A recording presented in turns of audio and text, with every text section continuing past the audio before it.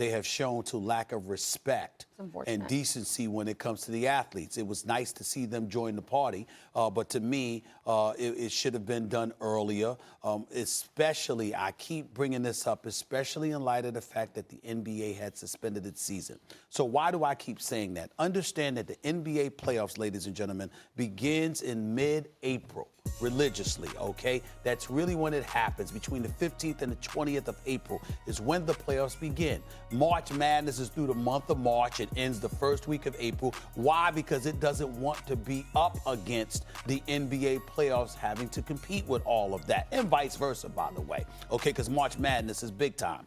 Now, here's what happens. The moment the NBA announced that it was suspending its season, that gives you the latitude in order to push back March Madness if you're the NCAA. Now, I'm going to defer to Jay Billis and his exceptional expertise as to why they didn't do that or why they felt they couldn't do that. I totally understand that, and I'm not refuting any of it. But my point is that if that's the case, what the hell are you doing holding on for dear life to see what, if anything, could happen before you cancel March Madness? There was no reason, no incentive. Everybody around you is saying, excuse me, when you get a bunch of people together, the chances of the virus spreading are there.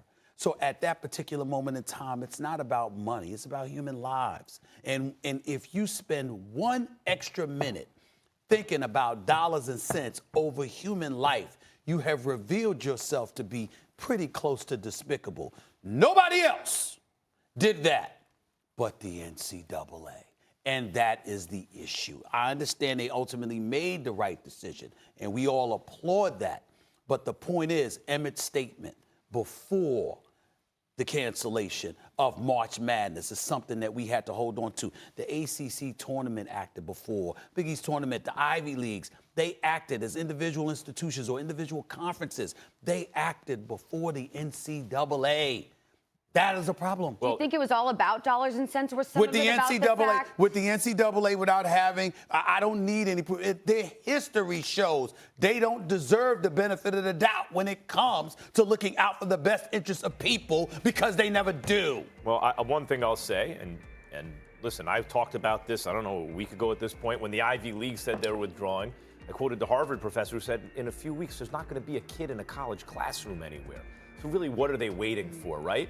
And you've pointed out, Stephen A., why is Major League Baseball off the hook? Right. You're singling out the NCAA, and I agree with the sentiment, but let's not forget, Major League Baseball is holding spring training games. I did bring that up yesterday, Yeah, in facilities where lots of people were coming together. Charlie, to answer your second question, of course, it's always dollars and cents, and it doesn't even make a business the bad guy.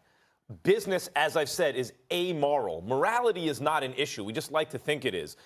When it comes to businesses, their job is to make money. Like a shark's is to eat something. You don't get mad at the shark. That's what it does. A business makes money.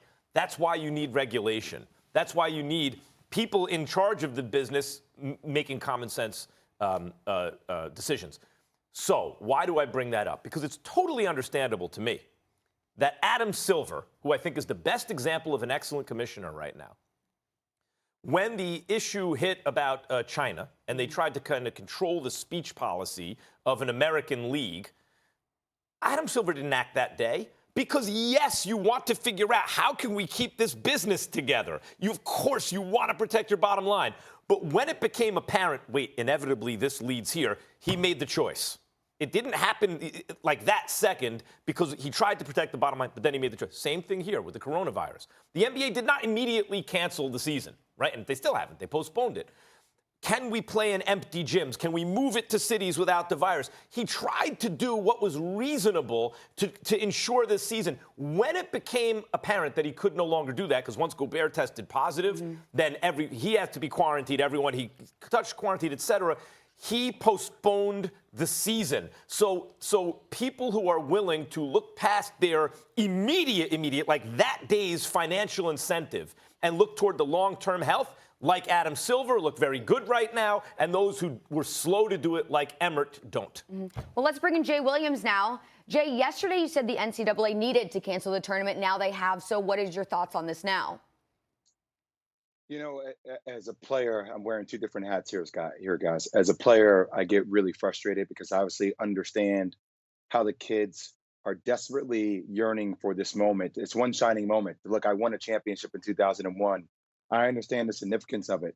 But when you look at the broader picture, this is way bigger than just one shining moment. This is about one shining moment for our country to be safer as we contain this illness. So I think there were so many moving parts on the other end that it was hard to reschedule. And I heard Dickie V this morning say that they wish they could have postponed it, but when you postpone it, so many different sites, so many other issues that you have to worry about, and you can still postpone it 4 weeks, maybe a month and a half, but you don't have set locations. You have to renegotiate with those locations and those people and those teams. Who knows where those kids go? Do you continue to have practices?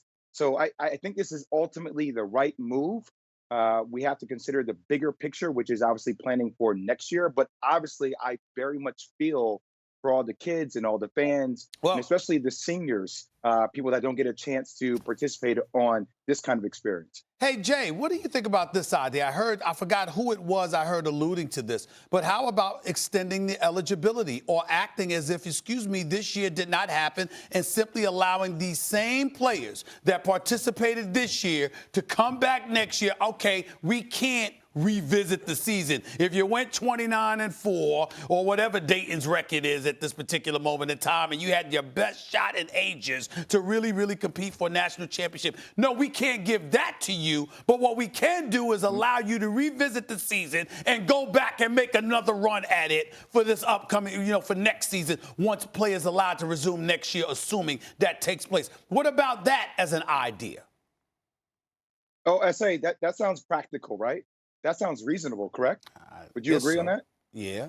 All right. So, this is one of the first reasonable and practical things I've seen the NCAA do in a while, guys.